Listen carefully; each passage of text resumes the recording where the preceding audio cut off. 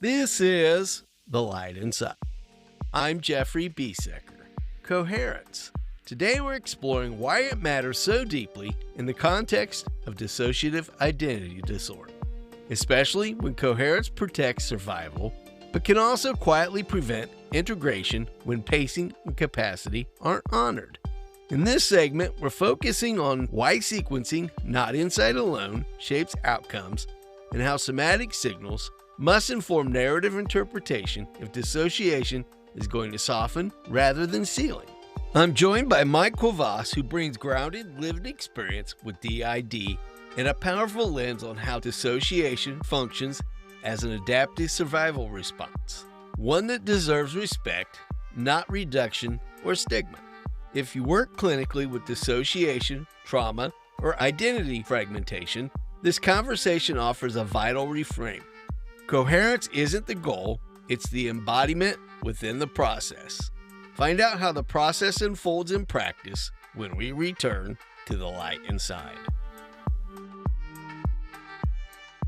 When it comes to mobile service providers, many of the big-name networks leave a bad taste in your mouth with their high-rate plans, extra fees, and hidden costs or expenses.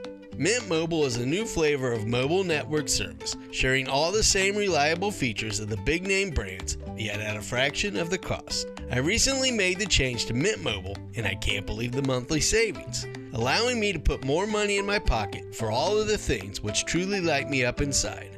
Making the switch to Mint Mobile is easy. Hosted on the T-Mobile 5G network, Mint gives you premium wireless service on the nation's largest 5G network with bulk savings on flexible plan options.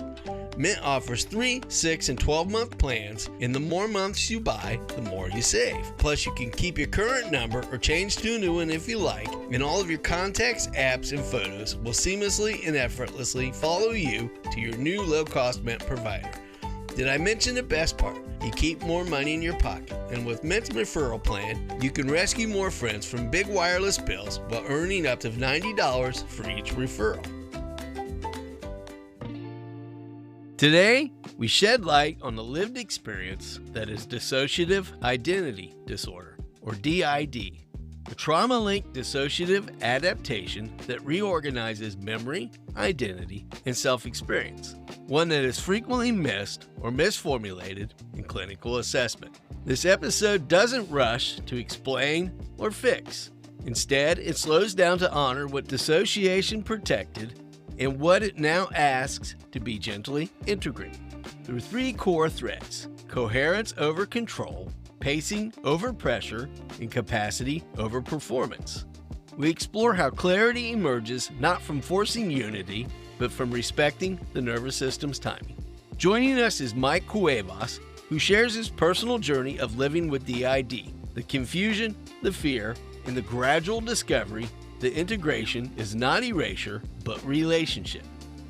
Together, this conversation offers something rare: language that brings relief, perspective that restores dignity, and a path toward peace that is built slowly, honestly, and from the inside out.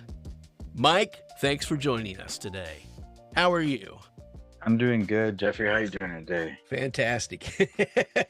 I'm excited to explore what happens when insight arrives before the nervous system has the capacity to receive it, how pacing restores coherence, and why therapeutic work must meet the body where it is, not where we want it to be.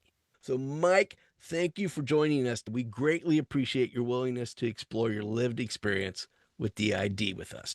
You're welcome, and thank you for allowing a platform and a voice to be heard. You've been such an inspirational influence in my understanding of how I relate to DID and how that might apply to my therapeutic practices. So thank you for bringing that grounded insight to us. You're so welcome. Honestly, I really appreciate the opportunity. And it's important to note off the bat that I really do interpret our experience, ours and me and my system, and I don't speak for other DID systems. We all have our unique experiences and our unique symptoms, and I'll do my best to interpret our lived experience to better whatever we can for our community. That's so integral to our talk today because that interpretive awareness has such a strong influence not only on where our body is going somatically, unconsciously, subconsciously, but where we also start to apply our identity associations throughout those interactions, throughout our lived experience. So before we dive too deep into that today, Mike, let's reel back a little bit. Can we go back at around what age you recall these patterns and these responses first starting to emerge for you, and what might have been going on for you in that time frame? Going back and recalling, I can distinctly recall around preteen to early teenage years of starting to dissociate. Now, at that time, I spoke about what was going on and was misdiagnosed and had some consequences because of it, to where I learned to stay in silence. Silence became safer for us than admitting the truth. So for years, we learned to cope in isolation. And it wasn't until our life now that we needed and understood we needed help that we actually allowed ourselves to interpret and seek help, to be honest. I'm just thinking of the second part of your question is now the difference is having insight, right? I think the problem became was I had too much insight before my body actually had the Yeah. capacity to understand what was going on. And I think that's where the somatic bridge comes into play is that insight came as such an intrusion to us. We didn't understand that the body needed permission to accept all the information that was being downloaded. Mike, I think for so many of us, that tendency to want to understand can often muddy up that process of reconnecting, of reattuning, of how we integrate. Sometimes itself becomes that adaptive coping pattern of bypassing or suppressing, even in its more heightened state, sublimation, where we start to find outlets, where we start to find adaptive mechanisms or coping patterns that themselves appear healthy, appear productive on the surface, quote unquote, yet they become one of those feedback loops, and we'll get into those cycles of looping that perpetuate our own dissociation, our own dissonance, and some of those experiences we share with each other. So, framing that today, Mike, how did what's commonly experienced as mislabeling of DID as an adaptive pattern, or how it's sometimes stigmatized, impact how you first initially connected with that? First thing connected with that was shame and guilt. That was the first stigmatization that came behind the misdiagnosis. And it really sat with that for years and decades, really, because of that shame and guilt. So that adaptive survival became the new way of framing it because I understood that my system was surviving. I was never taught how to feel safe with my own nervous system. Not having that safety, not having that awareness kept allowing the old patterns to keep repeating itself, to keep constantly splitting, to keep constantly finding new ways to adapt and pivot into life, creating new identities to the environment around us. So now having that awareness, how should we say it? Really allows us to slow things down, to be able to interpret what is going on and decide, okay, not what identity or what story should we place in front of us, but how can we coherently move forward with each other in peace? So, as you're first connecting with this, what was your first pathway? Did you experience going to therapy? Did you have someone in your environment or someone in your social system who kind of pointed out certain behaviors? How did that unfold for you, Mike? My son, I have two boys. I got an 11-year-old now and a 5-year-old. But at the time when I first started, they were 9 and 3. And the love that I have for my boys is really sacred to us, is why we decide to get up every morning to go to work, to do what we have to do, right? Is our boys. And I noticed that my 9-year-old was starting to dissociate himself from me because the way he would look at us, it really brought shame again and guilt. So we actually had to confront him. I'm like, Pop, what is wrong? And at that time, we weren't really prepared to hear what he had to say, but it really made a switch like, dude, we got to do something. We really got to find a way to face our quote unquote demons to get better for our boy. So that is what started our therapeutic journey again. This is when I decided to go back to therapy after decades of not returning. And even during therapy, I went for therapy for months before we actually decided to come out and say what was going on, because the stigmatization and shame was still there. What actually finally made that switch was a boxing coach. We after that day with our son, we truly became fragmented. My body started convulsing. My hands started shaking severely. My face glitching became so profound that my stuttering, I couldn't finish a sentence. So I heard or read somewhere that MMA is supposed to help with that, because at that time I was dealing with quote unquote CPTSD. And MMA, I started knocking on MMA doors. Nobody will open the doors to me. It's almost like everybody saw that movie American Sniper, and they're like, no, we don't want none of that here. Please go somewhere else. And finally, I came and knocked on the boxing gym. I wasn't looking for a fight, Jeffrey. I really wasn't. I wasn't looking to exercise. But that coach saw me, and he asked me, "Can you get into that ring?" As bad as shaking as I was, I'm like, I could get into that ring, coach. And as frantic I was in that ring, and the coach gave me 5 minutes. It was 5 minutes of presence. He didn't interrogate me. He didn't want to know my history. He just gave me 5 minutes of being in that ring in presence. He allowed my nervous system to calm down. And then when he realized that we were calm, he put his hand on my shoulder and pointed at that door that I walked in from.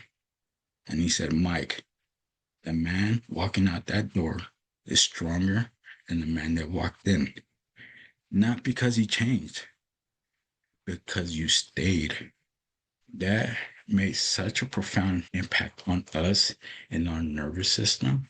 Jeffrey, I'm not kidding. So often that label of disorder does become the stigmatizing factor, and bringing it back to a dissociative adaptive condition where, again, we're trying to adapt and evolve based on those stored traumas, based on those past experiences, and to lean back into that to soften it a little bit. I think that's a core intervention, even with working with clients, working with individuals as they're pacing through that, as they're finding that sequence.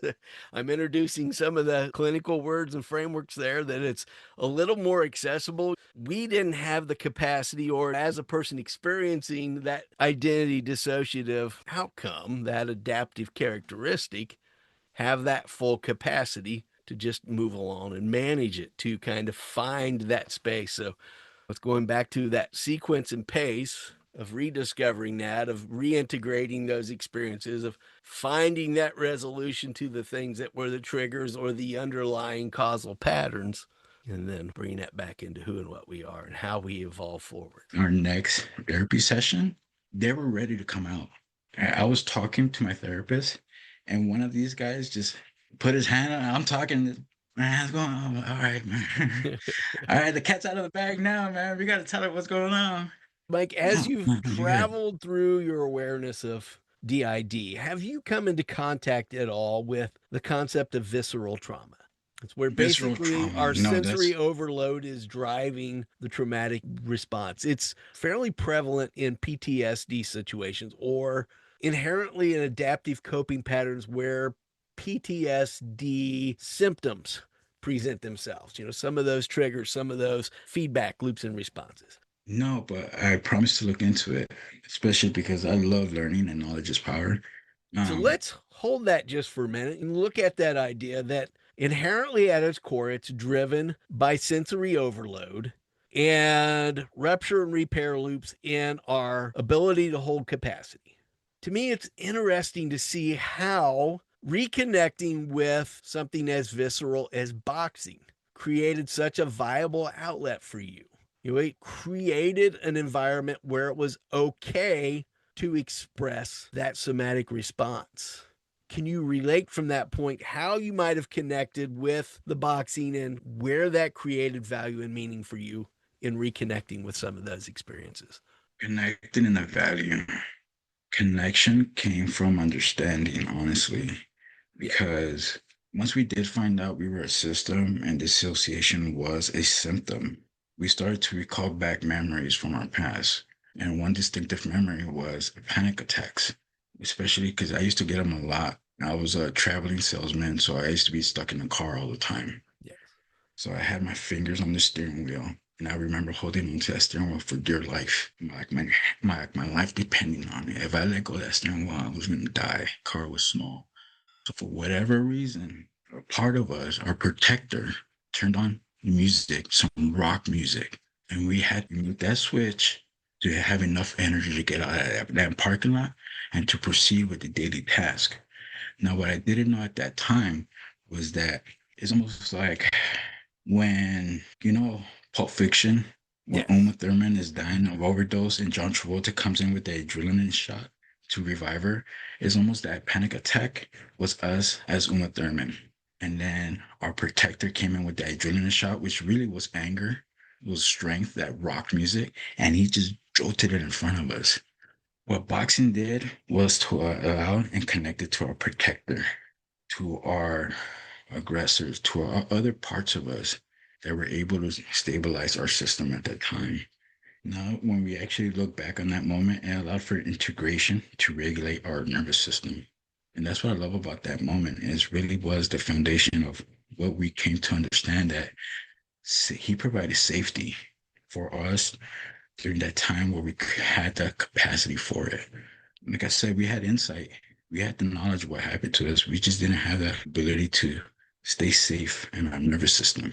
That's the value that came from that was knowing that safety, calm was way for us to communicate with every aspects of ourselves. Slowly, the capacity started to expand from there. That had to be such an eye opening and somewhat freeing state for you to finally be able to connect in itself, reattune to some of that. You would think that, right? The Yes. freeing of it, I'm because reading now in. we have That's insight. my own interpretive intrusion there. Yeah, because we have insight, but we still don't have the knowledge. We were still Yes. stuck in old patterns.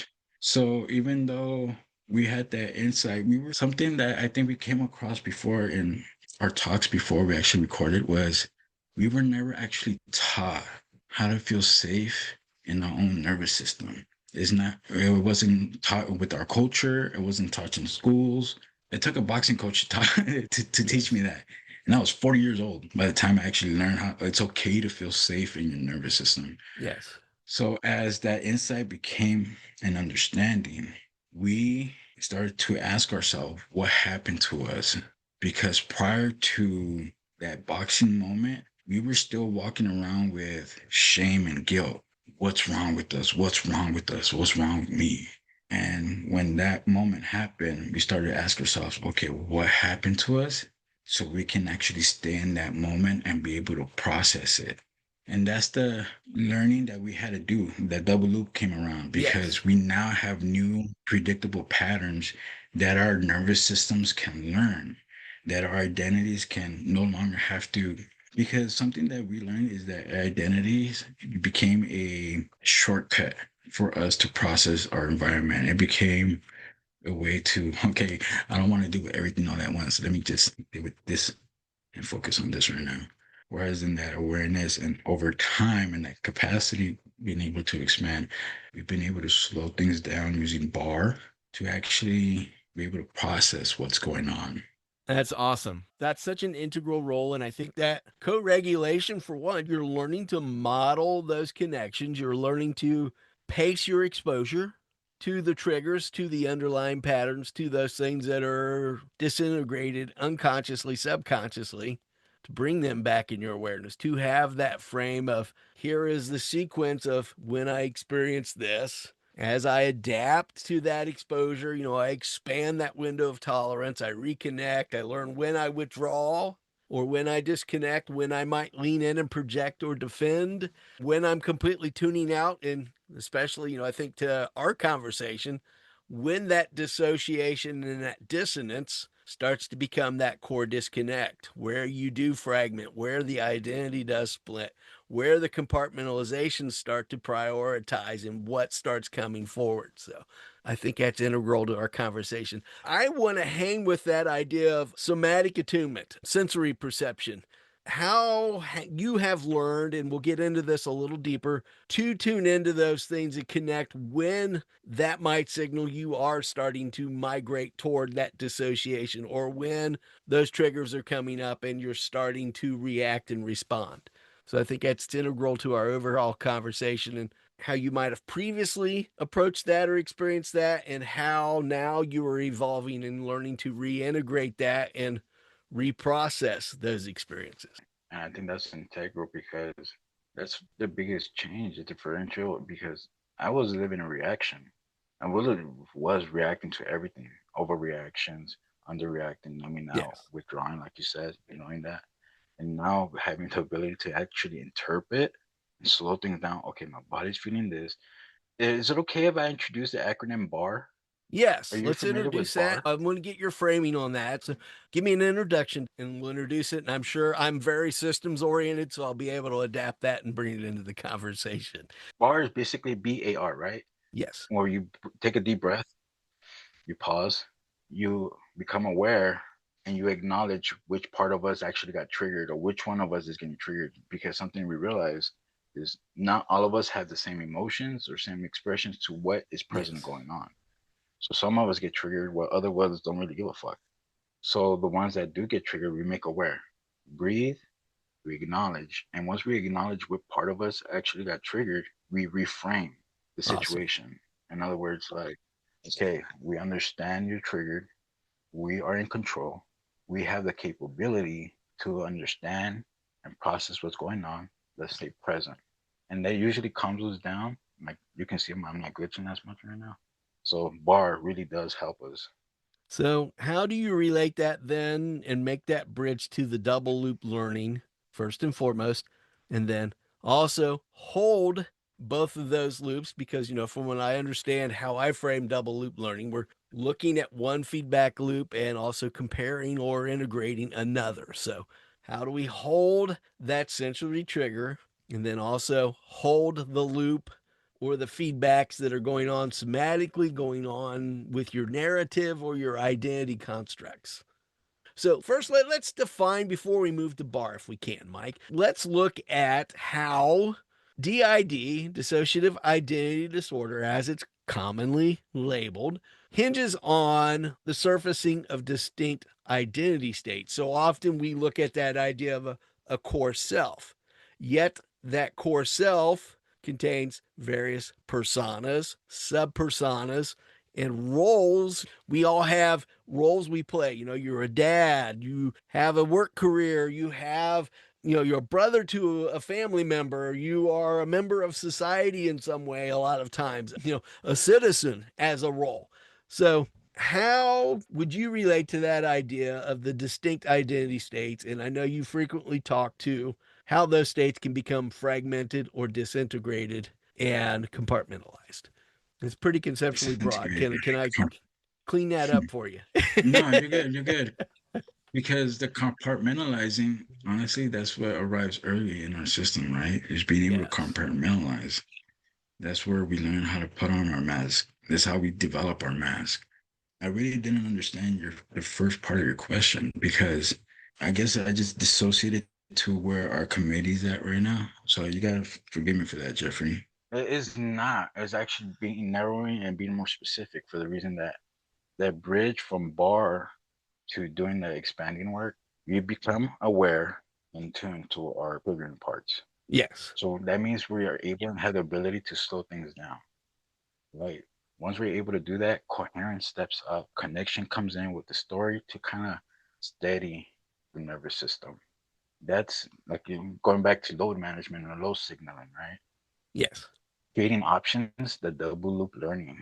This is where the body awareness, being somatic and tune with ourselves, this is where we learn to feel safe in our nervous system. And that double loop learning process means that our body no longer has to follow old patterns. Being able to do bar remembers and it's almost like we're remembering. We have new patterns that we can follow. Our nervous system doesn't no longer has to follow old patterns anymore. That's why I understand what you mean by safety because you're right. And prior In to you context. mentioning it, And with in relational context, consideration there. yeah, it really is. And Yes. that's something I wasn't really aware of until Uh-huh. you brought it up, because when we did our work, our video journals, we weren't in the safe space, quote unquote. That's Yes. why we had to leave and became homeless, because we needed that quote unquote safe space to be able to have the pacing. Another term that we came into through everything was rupture. We Yes. didn't know that term before. Yeah, that was pretty conceptually broad, Mike. So that's on me. There again, I'm not speaking directly to your language, your vernacular. So let me see if I can reel this back. Let me breathe into it a little bit and not overread my own interpretation, which is what's happening here as I'm starting again. I'm leaning into my own hindsight bias because I'm assuming you understand where I'm going with this. Yet there's a different loop of association, a different loop of understanding going on now. When did you first start noticing first the checking out that typically goes on from what I'm perceiving? Did you experience that dissociation as a numbing and checking out? Let's go there. And how then did you start to relate that to different identities or different aspects of yourself or different roles? I think I understand the question now. It's broad, even in itself.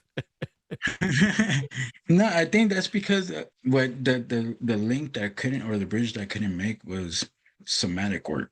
The somatic work is that bridge and the link Yes. for us understanding of the self and identity, I guess, because we don't, the numbiness, the withdrawing, that's becomes a body communication with us, to where we'll feel it somewhere in our body, whether it be the weight of the depression or whether it be the behind the tense and behind the shoulder. That lets us know who's all right, who's actually fronting, who's hosting. That's, I think, when we can start to distinguish between identities and roles, because as a role, we are father first. And that's something that we all have in common. And it's why we try to stay calm, is so we can communicate with each other. Is our role is father first, no matter who is fronting or no matter who is hosting. Also had to become aware that each one of us comes with their own emotions, our own feelings, and their own memories. Yes. Once I was able to distinguish that, I was able to distinguish the patterns in the somatic communications in my body. Or this one's communicating through my hip, or that one's communicating through my shoulder, or this environment is triggering this identity, and that's why I feel it here. It's a lot of somatic work, a lot of, Yeah. that's why we love It's EDMR, a lot of load even though it's a management. hard, And we do it man. normally. We're all through our normal identity associations, marrying and managing. Marrying just kind of slipped in there as a slip. Marrying and managing those different identity roles, those different identity associations, those different personas, like you mentioned. Reeling that back, and I lost my train of thought trying to dig into it, which illustrates how, as we start to kind of parse through that, we give ourselves grace, but it can be a lot to kind of corral, maybe not corral being the key word here, to just connect with and place attunement on. Definitely. Especially when attunement becomes so coherent, right? Because coherence should be so effortlessly. It really should. When containment breeds control, and that means there's urgency. And that's what we interpret as control. We need to control our state of mind. We need to control our identity here. So there's urgency here. Whereas when we're in tune, you have some coherence, man. It breeds curiosity, it breeds choices, it breeds options, to where calmness really is, like I said, once we're calm, all the voices are like, all right, look, man, this is how we see this is how we see that. That's how it is. It really does create an abundance of choices, which brings in a safer awareness. In a context of clinical discernment, I'm going to put it this way, and we're starting to maybe more broadly step up to it socially, that idea of effective forecasting. We're predicting what our current somatic state is. We're starting to predict the patterns and actions of others. We're starting to marry again all of these shared cycles of response, all of these feedback loops, everything from what we ascribe to energy in our systems to what we profess and project to know about another. We're starting to form social assumptions and social rules and interactions. All starts to mesh and mix in that bigger soup of who and what we are, not only as ourselves, but collectively. I'm trying to bring all the broadness in here and still cover bases without diluting it down. Can be so much to manage. I've even lost again where I'm It really going with can. that. No, you mind if I roll with that, Jeffrey? Yes, let's roll with Because that. Where do you go with that, Mike? because there, I'm going to let it there land. really is a bunch of chaos. Yeah. Chaos is the name of the game when it comes to DID, and we don't mind it because once we understood that, we were able to slow things down and understand that our system is built for adaptive survival responses. Uh-huh. Once we understood that and the shame was moved away from that, chaos no longer became a fog. It really became a door of opportunity for us. We're like, okay, we see the chaos. Let me sit with it. Let me deal with it. And this is where our video journals came into play that we introduced you about. That even though once we knew we were a DID system, I had a list of questions for all the parts of me. And at that time, we only knew about 6 parts.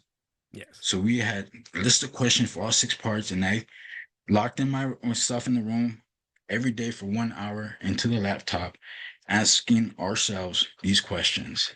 That chaos starts to calm down. The fire started to dim themselves down, and Yeah. clarity started to come up. And when that clarity came, so did freedom, so did peace. We were no longer obligated to the pressures. We were no longer obligated to the roles that society put for us, the shame and guilt. We were okay and proudful, knowing that we had an adaptive survival system that kept us alive because we were worth protecting. So, Mike, I want to point out something here, if I may, if you feel safe for me to express this with trust. I find it very curious how you can now confidently express your identity with associations of we, they, kind of a pluralism that gently acknowledges all of those different roles, subpersonas, all of those parts. What's that journey been like for you? And is that something now that you hold within your identity construct? Let's associate that with where culturally we might be with normalizing pronouns of we, they, us. Something I've started to do. I don't maybe openly express it enough. I tend to refer to myself as we, they, us, associate with that, understanding those parts more. How has that unfolded for you?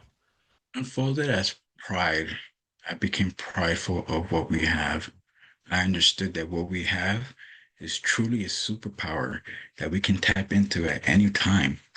And it's a superpower that our nervous system developed as an adaptive way to survive. So the discovery process of learning who we are and really understanding that we did have CTPSD, even though we were in denial for so long. When we started to do our sovereign work was when I started to write my second book because I needed to write daily mantras and I really had to do daily mental exercises. And this is why I walk around with B.A.R every damn day because doing the sovereign work allowed me to understand that nobody else's perception is no longer ours. We stand by our experience, we stand by our feelings, and we understand that no one other than ourselves can truly understand what's going on in here other than ourselves. So we're no longer subject to somebody else's interpretation of what's going on in here. Now, doesn't mean that we don't need help. And I think this is why I advocate so much for peer support groups because that co-regulation Yes. with another nervous system is so imperative. And it became so much faster for us in our healing because we learn new predictive patterns while sharing our stories. Yes. If I can pause a moment here with you and I, Mike, B.A.R's coming back up again. Do we want to revisit that? Is there something Honestly, you feel we can add there? by revisiting it now? Definitely, because I think it became a part of claiming our sovereignty, right? So let's roll Because that in. Give us a reconnect. We discussed earlier that pattern of B.A.R or that process or tool of B.A.R. Give us a real quick revisit explanation of what B.A.R is as an adaptive tool to reconnect with that capacity and create pacing. R is the perfect tool for us to expand capacity, to become aware. Because by pausing and taking a deep breath, bar B, breath, awareness, reframe, we're able to increase our capacity in real time. Taking that deep breath to pause, we're no longer living in reaction, which is what happens when we do an identity, is that the shortcut to framing what's going on, we bypass us. That's that double loop learning in real time. Breathe. And once we become aware, whether what part in our body is communicating with us through the somatic work, we communicate with that identity. We acknowledge that identity in us that got triggered. That is that nervous system learning that it's okay to be safe within itself. It's a nervous system learning to understand you don't have to carry the entire load. We are here with you, and we can divide and conquer this together. That's how we reframe our to walk together with compassion and empathy in real time.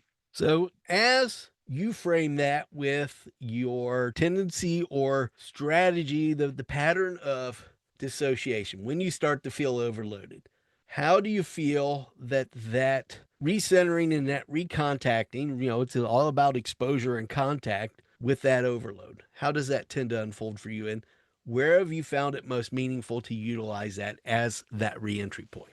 I think I'm going to start with the second part of your question on where I Yeah. found it meaningful, because it's back to my why I started to do everything. And that's with my boys. Being able to give them this new wisdom, quote unquote. I've been able to stay present with them. I no longer dissociate as much. Like, even though I still switch, that's not going anywhere. But being able to switch with control to where they feel safe and we'll feel safe, and imagination and love and honestly fun and joy flourish, has really truly been amazing, because that's where I see it most. There was an incident that happened, I think last week, where we walked to 7-Eleven to get a Slurpee. Now, when we went in there, there was a cashier and a customer that were going at each other's throats. They were about to go through blows. And my 11-year-old, I could sense him getting frantic.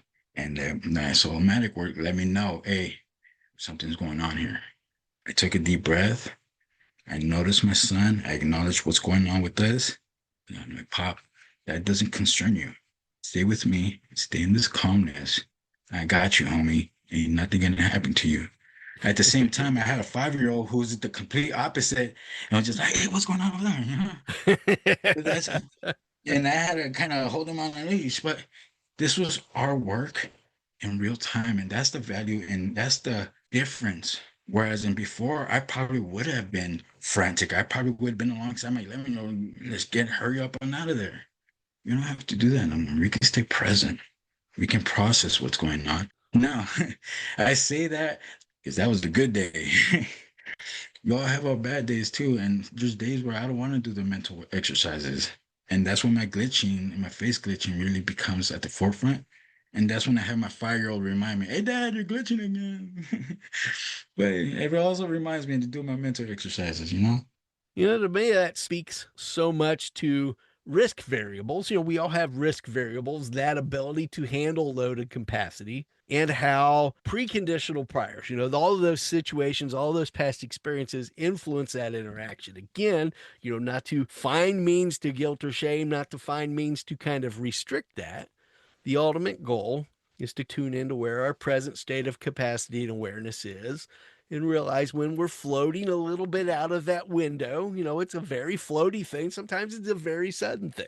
And again, calling back into that B.A.R tool that we can all utilize daily to reattune us to those somatic responses, reattune to those sensations, and try to find that bearing again.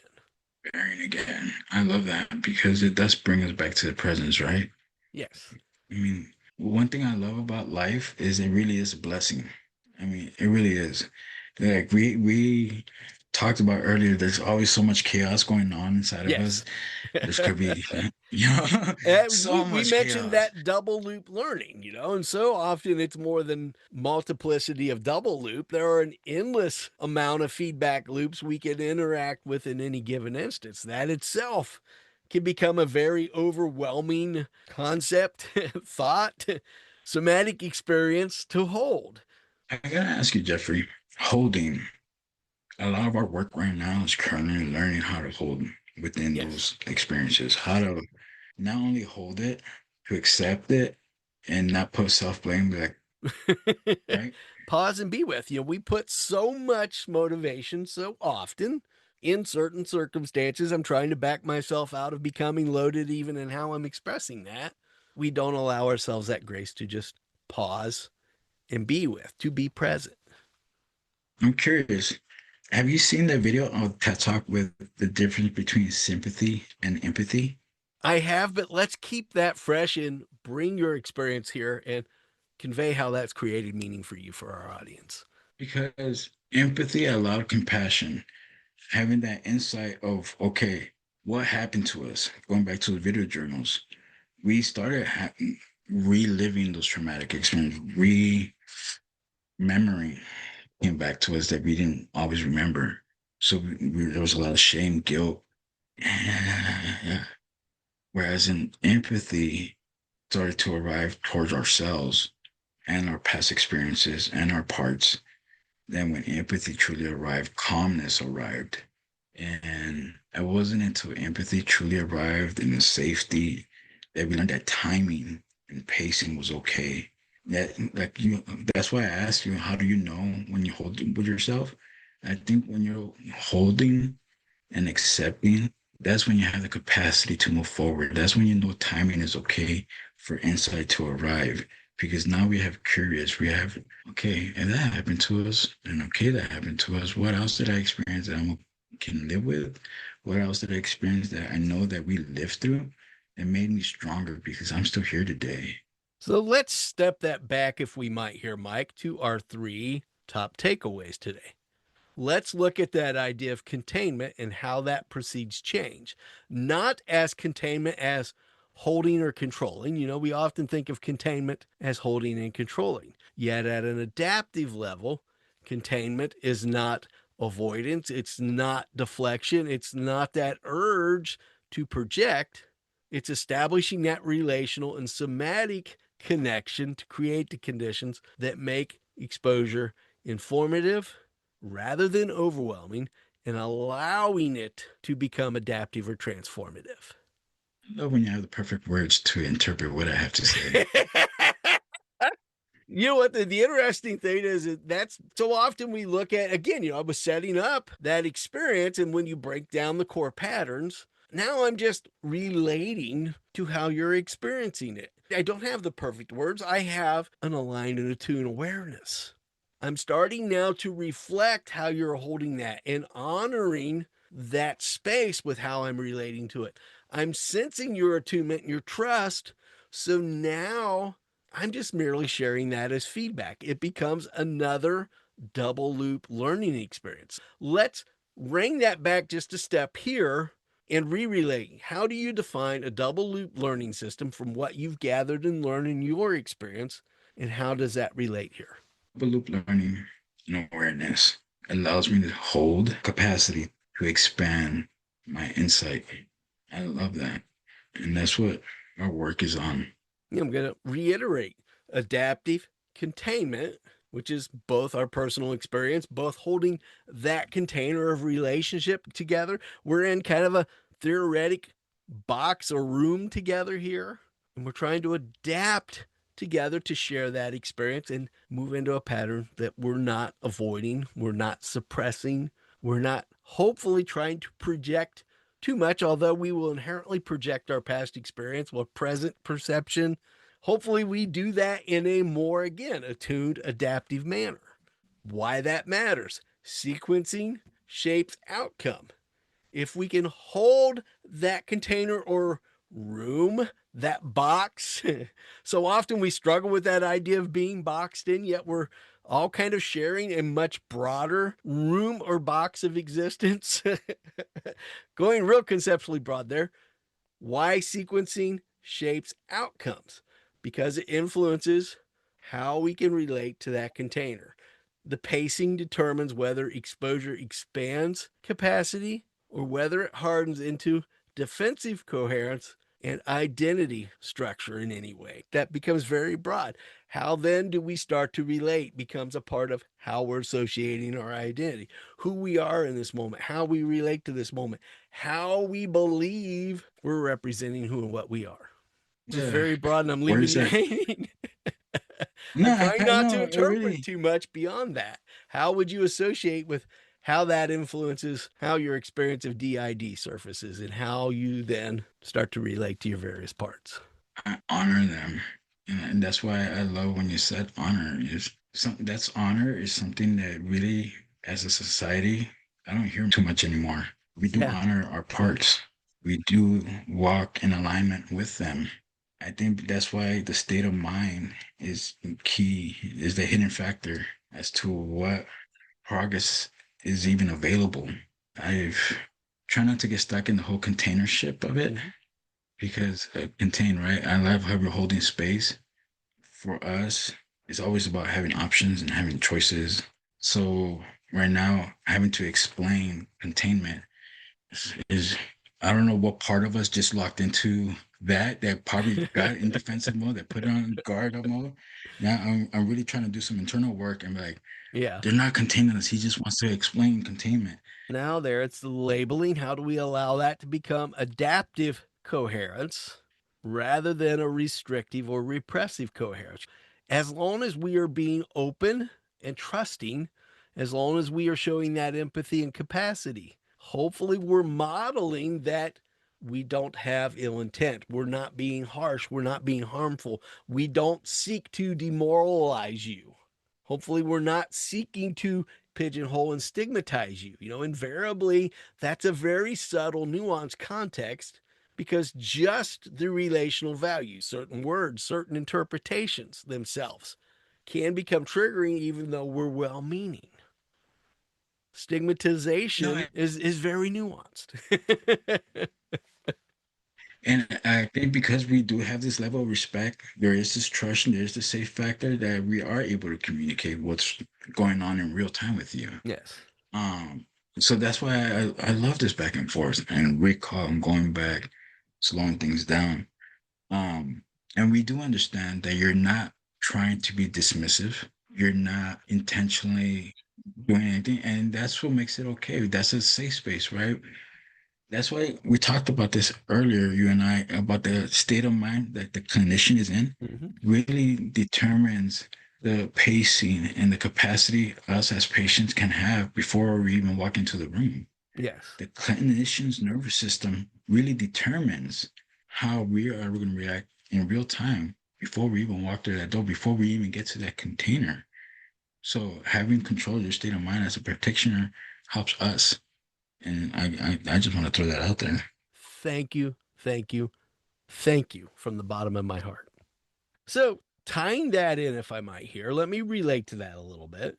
We talk about state of mind so often, yet again, you've brought in nervous system, which is interoceptive tracking, interoceptive variance, what's going on with our sensory inputs, what's going on with our embodied below the neck inputs. So often that itself becomes a double feedback loop of learning. Not only that, it becomes a much more expansive loop of not only kind of binary feedback, we always label it top down, bottom up, yet in any given instance, it might be a more expanded loop going to different areas of your brain, different areas of your body. It's measuring interoceptive awareness, what's going on with my body posture unconsciously.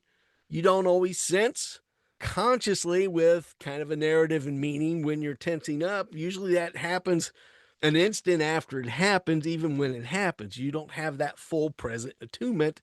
Even when we lean into the bar, it takes a moment for all of those processes to kind of catch up and meet a connecting point. There again, it illustrates how B.A.R, the awareness part, the breathe part, is sometimes the disrupt. Sometimes that breathe part is the reconnect. Sometimes the breathe part is that safe distance when you need a healthy boundary. Let me breathe here, man. Sometimes we're rushing so far ahead based on that stress and anxiety that we're trying to push forward, we're trying to control, we're trying to over respond, not to guilt and shame, because we're trying to find an adaptive ground where we can move into that adaptive containment and sequence how that narrative is going to unfold or create the pacing to determine how much exposure again we have the capacity before it hardens into defensive coherence and identity rigidity, identity structures, identity feedback. You touched on something in the bottom up learning, the top down learning, and I smirked at it when you said it Yes. because while doing our work and processing, the bottom up theory, it was just something that we understood is that body assigns meaning before we're able to interpret language. And that's just like I said, this is our interpretation of our symptoms, and this is my lived experience, is that our body assigns meaning. And I think that's why we're somatic, and that's why the breath does help, and that because it is a Yes. pattern disrupt. So, what's interesting to look at there for me, this is something I've become very engrossed in because we do a lot of times, this is a bit stigmatizing and a bit harsh judgmental. We don't fully consider what's going on biologically. We don't fully consider sometimes how quickly that interaction is, for one. The body's pinging past memory in different areas of the brain, whether or not it's engaged with kind of amygdalic centered response that is more efferent, it's more immediate, just looking for basic arousal cues, or whether we have that B.A.R moment of pause to bring in the role of logic and reasoning in the prefrontal. Now, narrative still inherently, we talk so often about embodied state being bottomed down in the nervous system. Yet, the amygdala is a key center of narrative interpretation. The whole interior cortex is a part of the nervous system, is a very much central command part or a central interactive part of the nervous system.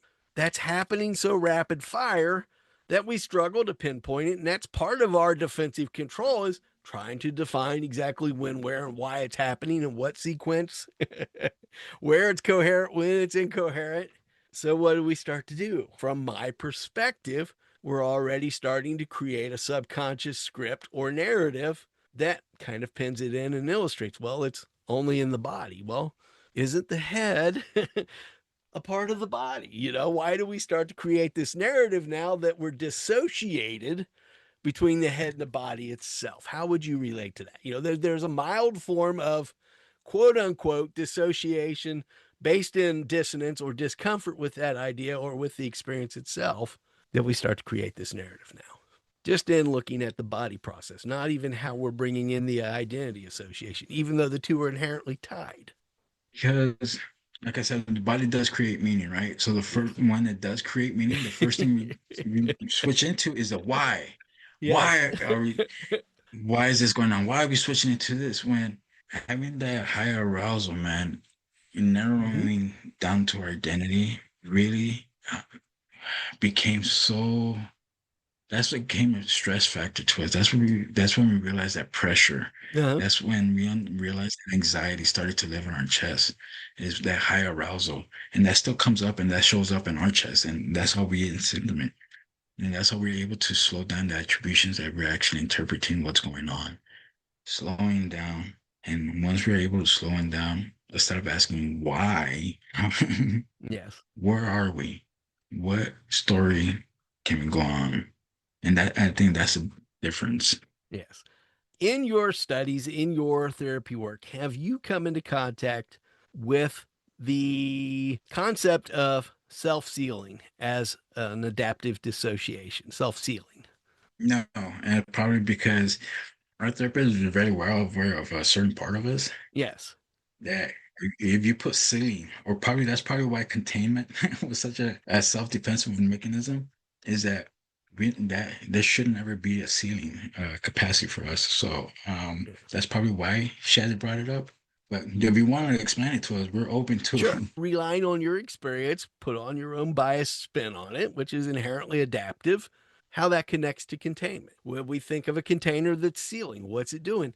It's kind of keeping everything in and together. It's kind of also sometimes protecting what might enter the equation, what might enter the story, what might experience entering our room, so to speak, whether that be our environment, whether that be our introspective room, whether that be the introspective feedback room and loop. So that self-sealing containment, again, is that adaptive containment that's seeking to defend, protect, avoid. We're creating that adaptive loop to move through where we're maybe over-resourced or over-capacitated, to bring that back into a gentle, paced, softened, vulnerable titration, to simply acknowledge that its goal is ultimately to find that adaptation. Yet sometimes it becomes self-sealing, whether that's a narrative self-sealing, whether that's a somatic self-sealing. Anytime we move into bypass, suppression, sublimation, where we start to find a way to, this is one behavior. Here's a for instance, being the person that's experiencing this. Say I struggle with the stress of career overload. I might create a self-sealing identity structure where now I create a new identity. I might lean into hyper or overperforming as kind of the mask or adaptive trait. Now, in order to contain the experience in an adaptive way, I have this alter ego or alter role persona, sub persona over here, equating that to internal family systems. Is that a manager persona that's trying to adapt and manage and keep things kind of paced and sequenced and contained? Is that a firefighter? I'm trying to defend or avoid or adapt to the underlying trigger, the underlying relationship. Is that an exiled part that's self-sealing and containing? Over here is the sealed off part that is masking to try to avoid or defend against the guilt and shame, the somatic overload, the incoherence in narrative. One part of me says I'm very bold and confident, yet there's a contained part that says I am struggling to just accept and breathe in with that pattern of B.A.R to the part of me that's a little bit over-resourced and overloaded. I've been smiling the whole time you've been talking because sometimes we get so caught up in labeling and terminology that because we do so much work, it's easier for us to interpret our work than it is to remember terminology and just labels. That's why we So do right it. now, when you say Inherently, self-sealing, it is the shortcut. That is one of the key aspects, is we are trying to find what meets the moment, what creates the capacity in sequencing there again. So we avoid somewhat, hopefully, the stigmatization, the projection of the guilt and shame, the narrative intrusion where we're kind of narrowing where someone else might experience it more than anything. That becomes self-sealing itself sometimes.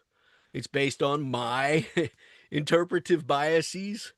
Again, that there are like 280 different biases we have, but they're all adaptive inherently at their core.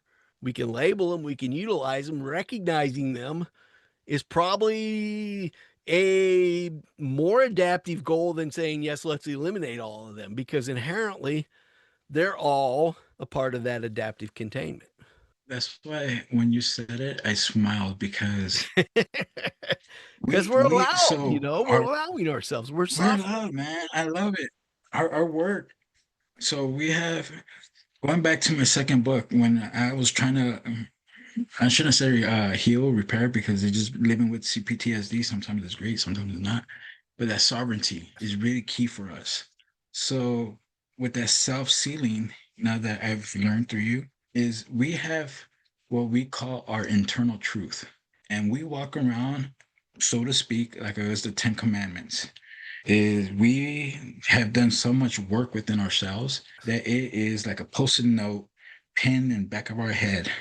And these are internal truths that we speak ourselves. and how we keep our sovereignty. It allows us to acknowledge what parts are being triggered or acknowledge which parts are taking over, right? The management part, Yes. the one that's over here in isolation. It doesn't mean that they're not going to come up. It's not going to mean that they're not going to host or they're not going to front. These internal truths, these self-sealing, helps us communicate with whoever's hosting, with whoever's fronting.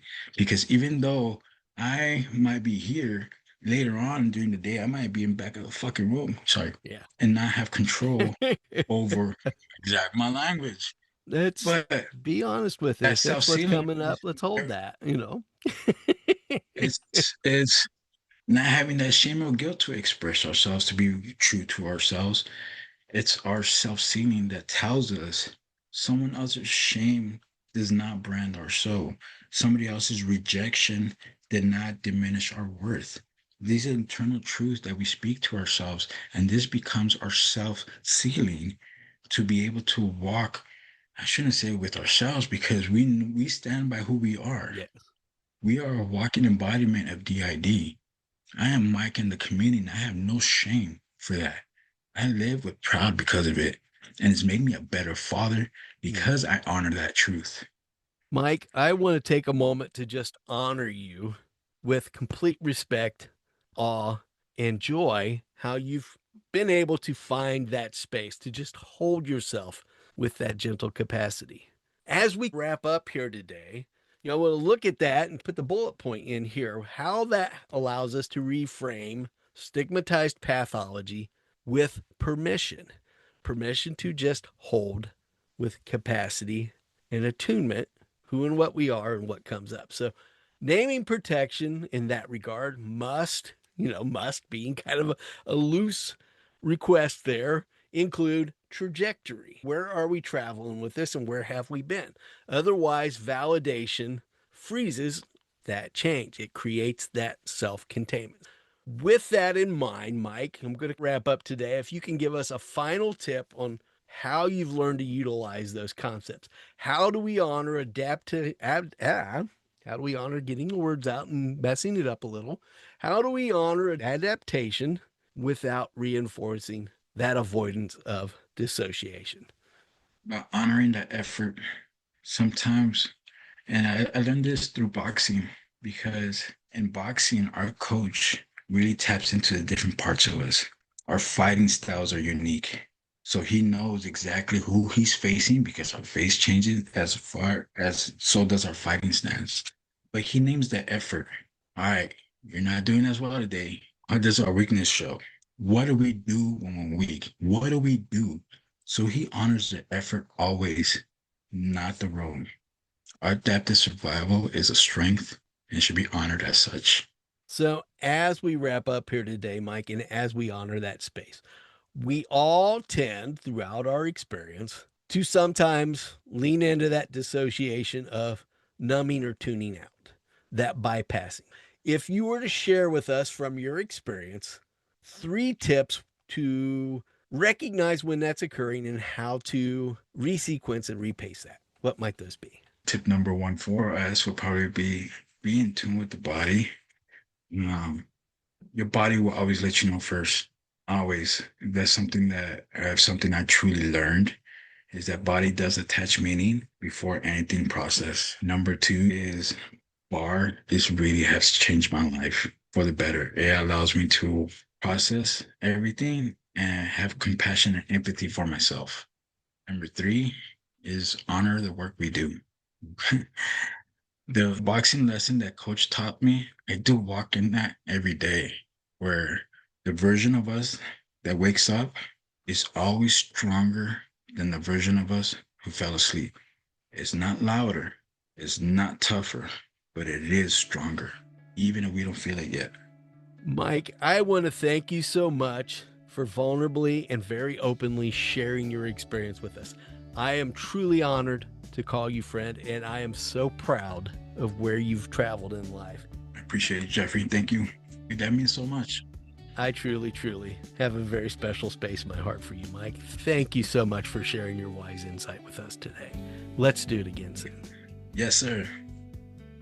Reflecting back on our conversation with Mike, one point remains salient and poignantly true. Our deepest reintegration, what we collectively label as healing, happens not with the greatest of effort, but within the simple confines of grace. That ability to meet our most profound injuries and to simply hold them, to nurture and love. Mike and I also reflected on the role pacing and sequencing play throughout that journey of reintegration, demonstrating how self-sealing containment often becomes a pivotal piece of that puzzle. Finally, we looked at why acceptance far outweighs speed when it comes to digesting our past emotional turmoil and pain. We hope this shared insight has an impact on your daily therapeutic practice. If you found value and meaning in this episode, please share it with a friend or fellow colleague. And as always, we're grateful for you, our dedicated community of therapeutic professionals. This has been The Light Inside. I'm Jeffrey Besecker.